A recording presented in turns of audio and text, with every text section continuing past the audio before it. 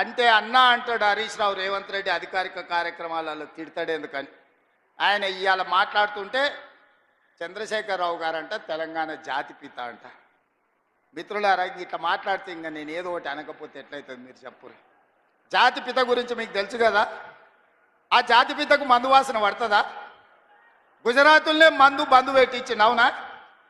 ఆ జాతిపిత గాంధీ ఆశ్రమాలలో ఉన్నాడు, నిరాడంబరంగా ఉన్నాడు.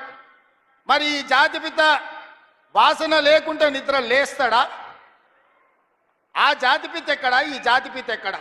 ఆ జాతిపిత ఎక్కడో చిన్న చిన్న దళిత వాడల్లో జీవితం గడిపితే 100 ఎకరాల ఫామ్ హౌజుల్లో ఈ జాతిపిత గారు ఉన్నారు. ఈయన జాతిపిత ఎట్లయితాడని నేను అడుగుతున్నా. అసలు పోల్చుకోవడానికన్నా పొంతన ఉండాలి కదా.